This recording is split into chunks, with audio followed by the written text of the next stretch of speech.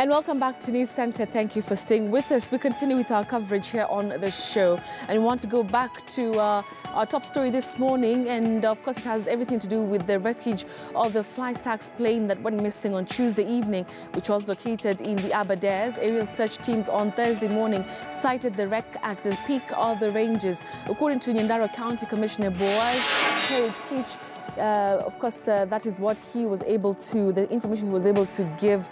And shortly we'll be speaking to my colleague Caroline B with regard to the latest updates really on the location of the wreckage and the current ongoing efforts that there are on the ground from various agencies, of course, to see just what remains of that unfortunate crash that took place on Tuesday evening. That's the latest. We also want to just bring you a press briefing that happened a few moments ago from the Transport Ministry, which was really just giving the details and the latest updates of that particular wreckage being found. Let's just cross over there and listen into what was said a few moments ago. Hi, so missing flight 5Y CAC of 7th June 2018. Ladies and gentlemen, we wish to confirm that at 6:45 this morning, the wreckage of the missing aircraft 208 Cessna registration number 5Y-CAC was located at Elephant Point in the Aberdare Ranges by an aerial search team. A ground team of military specialists in mountain rescue operations has been dispatched to the site, which is 11,000 feet up a 400-meter cliff face with a densely forested area. A recovery team, including medics, has also been directed there, and the Red Cross is on board too. We will issue a further statement as soon as we have information of passengers and the crew. And I would like to reiterate that the government would like to urge the public to remain calm and not to speculate on possible causes of the accident.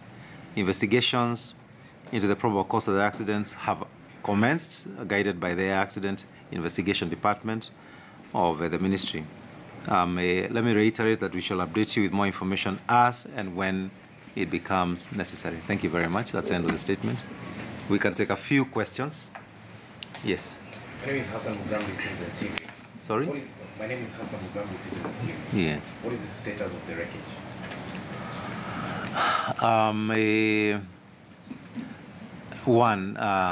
We will share information on the wreckage in this discussion, but we don't want to fuel speculation. I think we need to be sensitive to relatives of the people who are on board, and we don't want to transmit hopelessness. This is really our responsibility.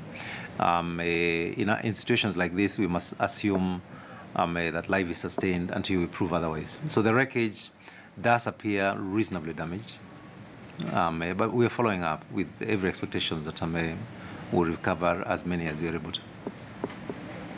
Yes. My name is Shukri Wachu from K24. Yes. Yesterday at 1800 hours, the County Commissioner said that the search and rescue was terminated due to bad weather. So today, what time exactly did it commence? And yes, as I respond to you, I would like to avoid playing a back and forth between agencies. My statement last night was very clear. During the dark, you cannot continue with air search because you require a lot of visibility.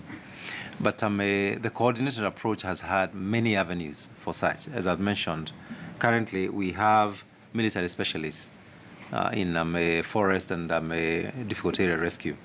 They were on the ground last night, and they don't stop searching. They don't stop searching, and this is why I say the search will continue. And we pursue this matter that way because of a concern. You can imagine yourself as a relative of those, the affected passengers. That would be very, very bad news. Yeah? So our search is actually 24 hours. It doesn't stop. We just change tact between the day and the night. Yes. Any other question?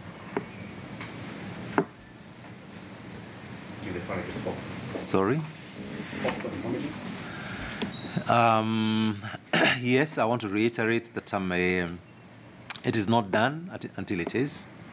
The government is not holding back anything at all. We've put in all our agencies on board, and the instructions are very clear. We don't give up. We don't give up. So, and also, as I said, let's not speculate. We will be giving you updates as quickly as the information comes in. And certainly when there are messages of hope, we will not hesitate to call you back again for a brief.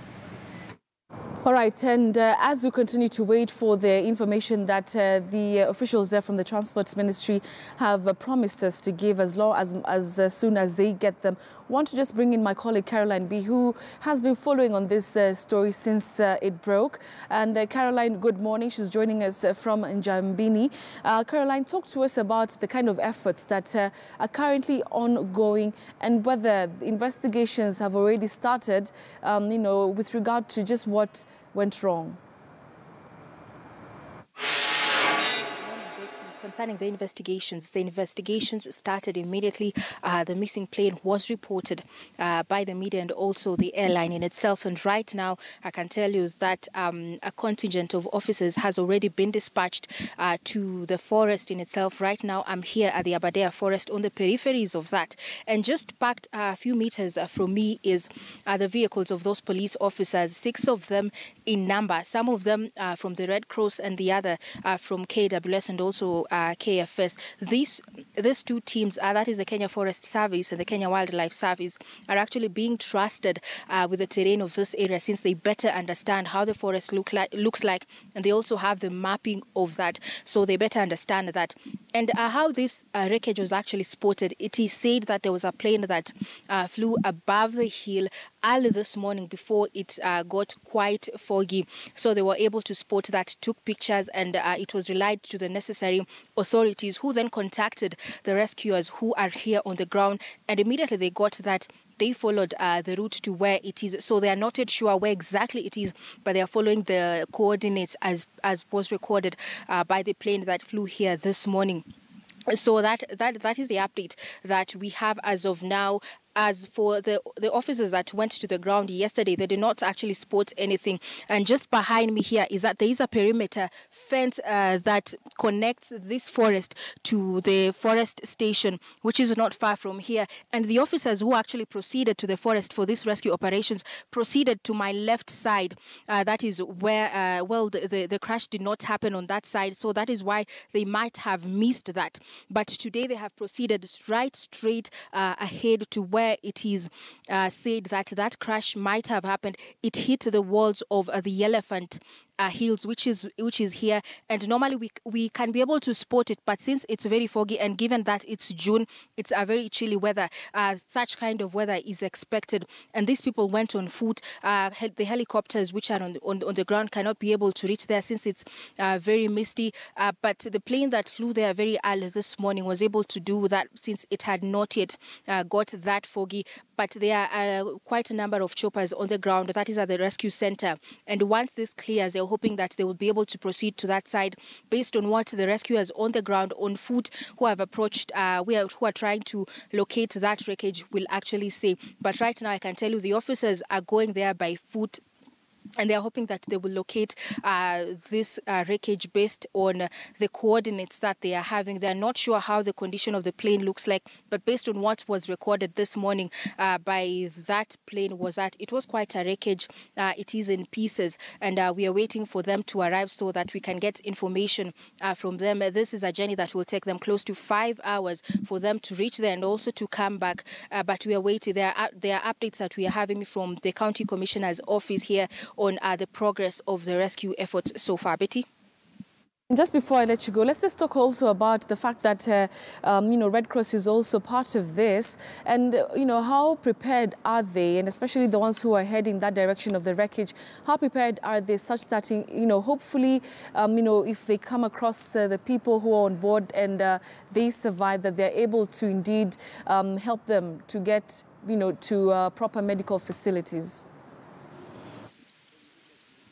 Well, based on the press conference that we had yesterday from the county commissioner, that is Boaz Cherutich, he said that they are well prepared. But if we also look at the number of choppers that they have quite a number of them, 7 of them in number. But since they cannot proceed there to the site of the wreckage, it actually poses a very big challenge. It's 2 days they have been forced to call off the rescue mission because of the conditions of the weather.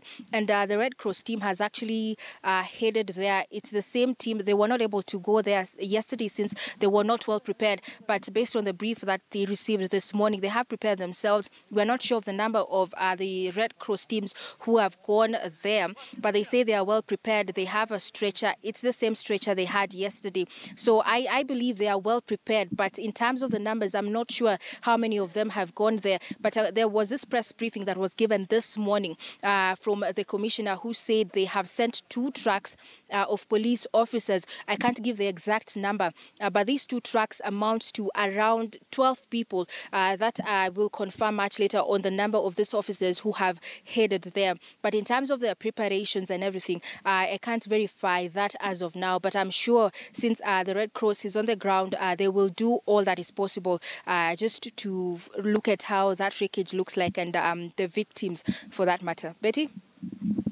Caroline B there reporting from Njambini. She's of course going to be giving us the details from the ground really about the ongoing efforts that of course is being done by a number of agencies there just to get to the location of the wreckage. And as you've heard there, it is a difficult mission, especially because of the weather and the terrain. We'll continue to give you the details as we get them from the ground. All right, so right now we just want to also just go back to that press briefing and listen to part of what was said also with regard to the recovery efforts. Have started. And it takes the form of scientific method. So it has commenced. And I know we are very interested in the causes of these accidents. It does take some time. We have to do a lot of forensic inquiry.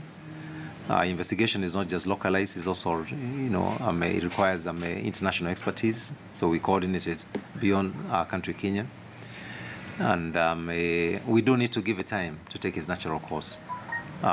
We've been joined by Captain Kiben, the Director General of KCA. You may want to direct a question or two to him. Yes. Yes, incredible, Captain. My first question will be for those who are going to be the search and rescue as a former pilot or as a pilot, trying to maneuver your way through the terrain, particularly in the type of weather that we're experiencing. How difficult is it? It's very difficult because you cannot see when you're inside cloud. Cloud is a dangerous thing because you simply cannot see. Therefore, it brings very serious challenges to any search and rescue effort of this kind of nature. So we do have to respect it. The weather is king over us, and that's why it has taken these 2 days to be able to find the wreckage of this aeroplane, and that's why we were getting difficulties. And also the site is very, very high up in the mountain, and the clouds were at like 8,000 feet, and the accident site is at 11,900 feet deep inside the cloud. So visibility was very limited, and we did not want to endanger the crew of the search and rescue helicopters that were conducting that search. All right, like I mentioned, we'll continue to give you blow-by-blow updates of what we're able to get from the ground. Now, we want to move on to matters agriculture. And Mumias Sugar Company has replaced its Chief Executive Officer, Nation Seka, replacing him with the company's head of agriculture, Patrick Chebosi. The new appointee will, however, hold the position in an acting capacity. The company's board of directors confirmed the suspension of Seka, earlier touted as the right man to take over the firm's turnaround plan. The reason reason for the suspension was that some doubtful transactions appear to have been entered into without following due process and requisite approvals. Mumias, which used to be the East African nation's leading producer at more than 250,000 tons a year, has been beset by poor management and mounting losses in recent years. The company's board said a second suspension would pave way for further investigation. I want to now bring in my colleague Willie Lisige, joining us by way of phone from Kakamega. Willie, good morning. So talk to us about just exactly what the board is trying to achieve by sacking or suspending this person who was touted as the right man for the job. Good morning, Betty. Actually, it's still not openly known why the board decided to suspend Aseka, who is the chief executive at Mumias Sugar Company. Remember, this is one of the troubled sugar company in Western region which has not been able to keep on with producing sugar. And as you have already noted, Mumias Sugar Board of Management suspended Chief Executive Nation Aseka over what they termed as doubtful transaction at the struggling miller barely a year after he was appointed. And as we were speaking on Tuesday to the board chairman, Kennedy Ngumbao, he said that the decision was reached out during a special board meeting, which also happened on Tuesday. And as already have noted, the suspension was that some doubtful transactions appear to have taken place without following due process and even the requisite approvals. So they say that the decision to suspend Aseka was meant to pave way for further investigation into the matter. And as you have noted, Mumias is one of the leading sugar processing factory in Western region, and it used to be the East African nation's leading sugar producer, and with more than 250,000 tons a year. So the main question that remains, what other actions will the board of management take in regard to reviving the dying sugar factory, which is Mumias? And also, we are being informed that currently there is another board meeting which is still underway. We don't know what they're discussing, but we hope to get more information by the end of the day after the meeting ends. And we also know that the board of directors of the country's only listed NSE-listed sugar miller, which is Mumias Sugar Company, also appointed Agriculture Patrick Chebosi as the acting chief executive, but also questions are still being asked why they decided to appoint Patrick Chebosi, even though that is rumored he was only employed 2 weeks ago. So people are still asking, farmers are still asking, will he be able to work on in the same position that Aseka was holding, especially that we know he's not so much experienced with Mumias Sugar Company. And maybe to give a little bit of information to our viewers, that Mr. Aseka was appointed June last year following the shock resignation of Australian Errol Johnston 4 months before the end of his 2-year renewable contract in August 2017. And Aseka's appointment also came 2 months after he had been rejected by Nzoia Sugarcane Farmers, where he had been named as the CEO in April in 2017. So it seems that all these individuals who have been appointed to lead Mumias Sugar have had troubles before, and as Aseka has been sent home to wait until a further decision is made. We also want to see if Patrick Chebosi will be able to sustain Mumias Sugar Company that we know currently it owes farmers about 600 million shillings, and also requires 20 billion shillings to settle debts with growers, banks, staff, and even other taxmen. So, Betty, we don't know what the board is tending to achieve after it suspended Aseka, because we also know that Mumias Sugar is not receiving any sugarcane from farmers, because now there's no any service that is taking place from there, and also they owe a lot of money to the same farmers, whom some of them have decided not to continue farming or to plant sugar. Some of them have already uprooted their sugarcane, and they are thinking of maybe venturing into maize planting or any other cash crop so far. But we are still waiting to find out what the board of management will discuss today, and maybe their final decision, and maybe which steps they will take further to make sure that Mumias Sugar Factory continues with its processes. All right, Willie Lisige, thank you for that update. He has been talking to us from Kakamega, talking about the troubled Mumias Sugar. All right, we now want to come back here and to Nairobi and want to cross over to Parliament. We understand that the Isiolo Governor, Mohamed Kuti, is currently appearing before the Senate Public Accounts Committee. Let's just cross over there and listen into what's happening. However, the Auditor General had capacity constraints, they needed 200 million shillings to undertake the exercise, and no one was willing to provide that kind of money. But we must find a way of looking at these things. Otherwise, we'll be asking the DCI to come and look at it and maybe have some dramatic arrests and have some people arraigned before the courts of law so that the public can, we can restore the confidence of the public. Members, I think with that, we can now go to the specific issues. Just to final comment on that, Chair, with your permission. I think the county governments are just evolving into now developing systems. And part of the problem that we are seeing is the fact that because maybe being the first crop, creating systems has been a major challenge. And it's now that we are trying now to put systems in place. And these systems then will be able to assist in such a way that you actually only commit for services and products that you have money for, which actually is a requirement by PFM. So I think as we straighten our systems and strengthen them, and I really appreciate there's a lot of training that is happening in county governments and to enable capacity building within the counties, so that issues of procurement and issues of minimizing pending bills by adhering to the PFM Act, I think will be able to minimize all this. But I agree, this needs to be looked at so that we do not incur unnecessary costs. Thank you, Governor. We will focus on the future solutions, but we will not shut our eyes to the past indiscretions. Auditor General, let's now go through and find out why you issued a qualified opinion on Isiolo County, starting from 1 on cash and cash equivalents. Thank you, Chairman.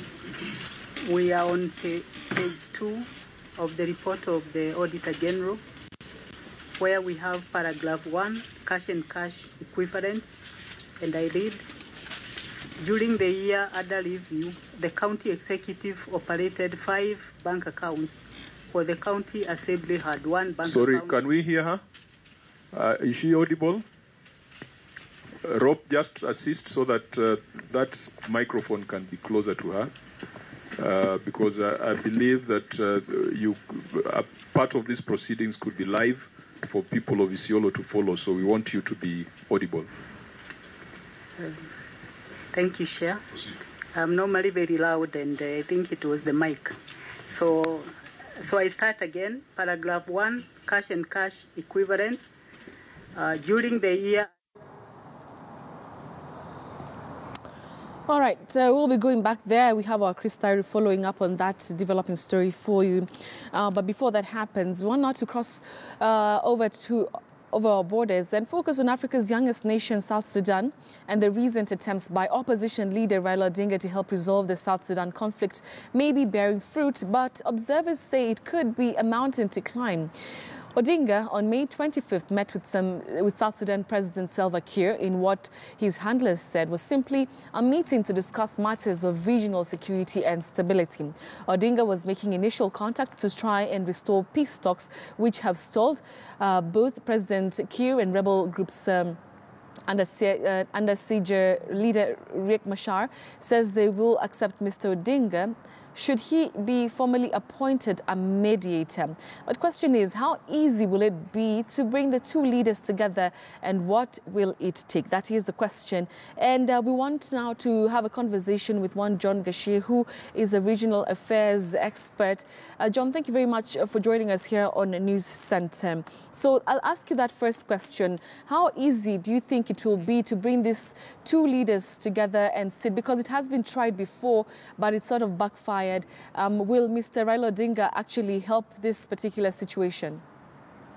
Thank you, Betty. I would hope and believe that Mr. Raila Odinga might have a good chance. But this would be predicated more, in my view, on IGAD giving him enough diplomatic and political support. In that, in the past, IGAD has seemed to be perhaps pushing in different directions. But one would hope that during this period, Mr. Odinga would get enough support from all the key countries in IGAD. And in this regard, I would say Uganda, Ethiopia, and of course, Kenya. And the other key player, of course, will be Sudan. So the question then would be, do you think that, first of all, what do you think is the kind of profile that IGAD then has on Raila Odinga? If you're saying, of course, that with IGAD support, then it would be easier for Raila Odinga to broker a peace agreement between the two leaders. So then going back to the person of Raila Odinga, do you think that he of course, is going to get that support that he needs from IGAD? Betty, I would hope, and I believe that it appears that Kenya is taking a lead, a more, shall I say, a more aggressive, for lack of a better term, within the IGAD peace process. And I would hope and I believe that then Raila will get enough support from the other key countries. That is Uganda, Ethiopia, and Sudan. But also the internal dynamics in South Sudan will play a bigger role. Now, will Riek Machar, as it were, allow Raila to move the process forward? I think it's more predicated on internal dynamics within South Sudan. President Salva Kiir has, in the recent past, said he was not willing to have discussions or face-to-face talk with Riek Machar. But now, recently, I think in about 2-3 days ago, there was a report that they would meet in Khartoum. That's a good sign. And I think if the former Prime Minister would use that new development, then there is a potential that this could open. But remember, there are sanctions, and indeed the United Nations Security Council has renewed sanctions on the key players in South Sudan. And there is a month, there is a window of opportunity in which the UN will review the status of the sanctions. All right. So would perhaps the President Salva Kiir be using this opportunity to forestall the sanctions being imposed? Is he really genuine? I think this has a lot of issues to do with internal dynamics in South Sudan at the moment.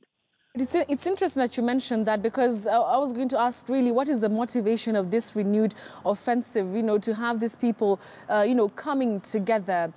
So you're saying that it could be informed by the fact that if it doesn't happen, then there are these sanctions hanging on South Sudan. Yes. And it's quite clear that both parties in this South Sudan peace negotiations are very careful not to invoke the wrath of the UN Security Council and have the sanctions imposed. But even if those sanctions were imposed, including travel bans, asset freeze, and what have you, for them to be effective, Kenya, Uganda, Ethiopia, and Sudan must play their part. And specifically Kenya and Uganda, because for many, they are the key countries with regards to travel, financial, and possibly even inflow of arms into South Sudan. All right. Thank you very much for speaking to us. That's John Gashie, who's a regional affairs expert, just talking to us about the renewed efforts by Raila Odinga, of course, to bring the two leaders, Riek Machar and President Salva Kiir, to the table to broker an agreement. A lot, of course, is hanging on that. It's a story that we'll continue to focus on, even though it's across our borders. All right, we now want to come back home. And the Meru Agricultural Show is ongoing, and there are lots of activities there and a lot to learn for farmers. And George Maringa is there. I don't know if we have him. Maybe you could just give us an update on this.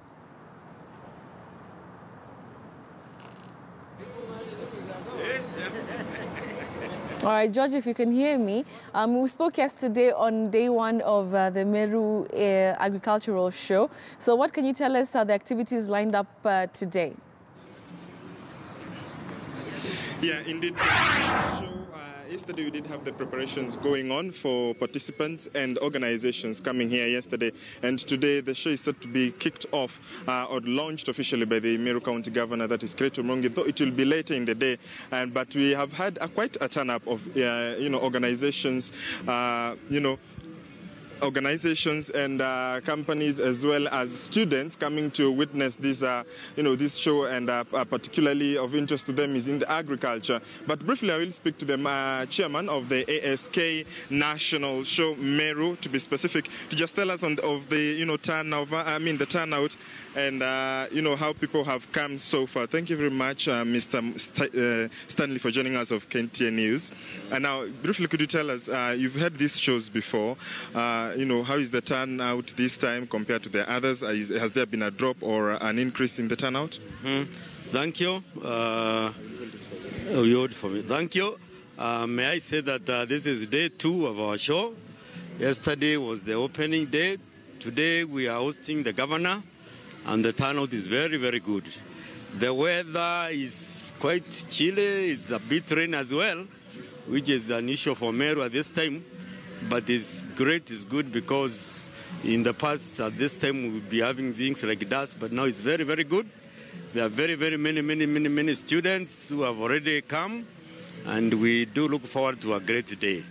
So for a Kenyan or someone who could be wondering, how will this benefit the farmers, especially who on the other side you can see are showcasing their products, such as very unique bananas and greens, cabbages, spinach, sukuma wiki. What is the benefit to them, to farmers, and also to universities who are showcasing their research products?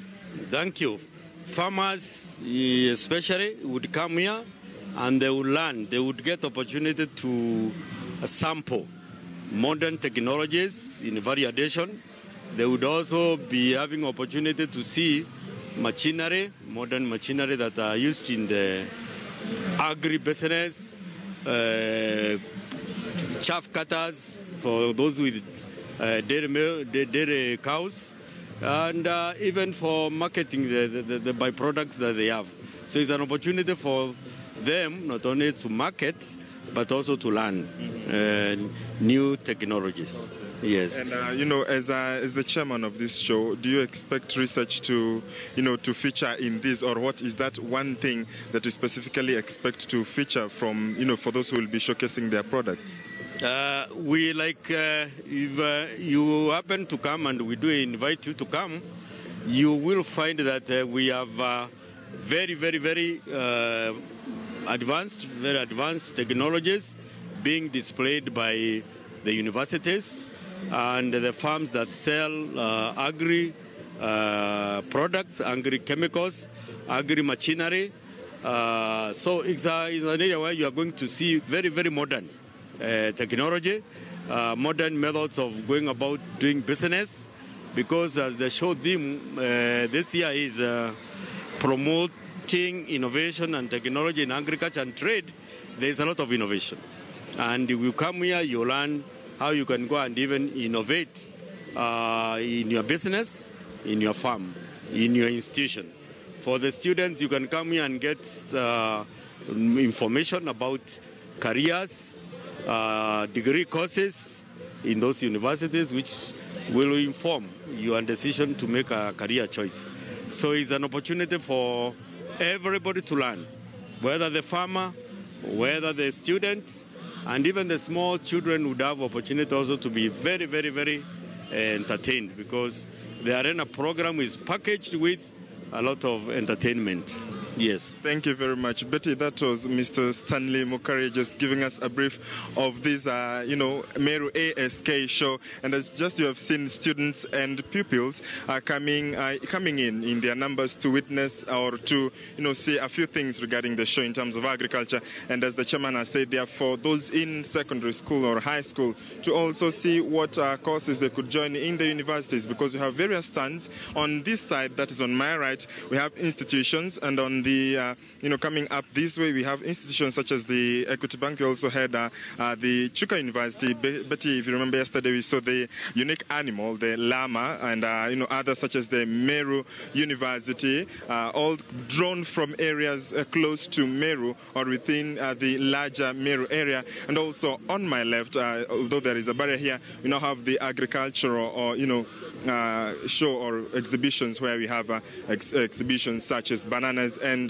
greens, sukuma wikis, cabbages and spinach. For now, Betty, we'll keep the tabs here at the showground in Meru for the ASK show, and we'll continue updating our viewers on our subsequent bulletins. Betty. Right, Judge Maringa, thank you for that. Takes me back to the time when we were back in high school or primary school going to the shows. All right, thank you so much for watching News Center. It has been a pleasure having your company here on the show. We've been focusing on a number of top stories, but of course some are still ongoing. One is that the Isiolo Governor Mohamed Kiti is currently being grilled by the Public Accounts Committee in the Senate, and we understand that he's being grilled on a report that came out from the Auditor General's office on financial statements of Isiolo County by the year ending June 2015, and we understand that he's being quizzed on about £500 million shillings, which are said could have been misappropriated in that particular financial year ending June 2015. We'll keep an eye on that. As you can see, the grilling is currently ongoing there.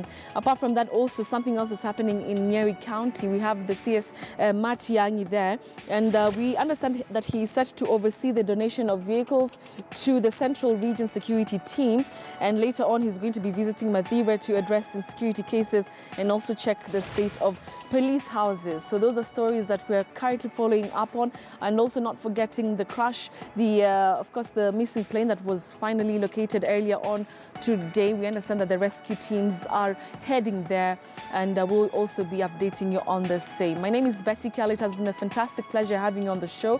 Do it again tomorrow, but on Friday briefing, but don't worry, there's going to be somebody, of course, stepping in during the day. We'll see you again tomorrow. My colleague Nick Wambo is coming in shortly to continue with our coverage in Kiswahili. Goodbye, be kind to one another, and keep very, very warm. Bye.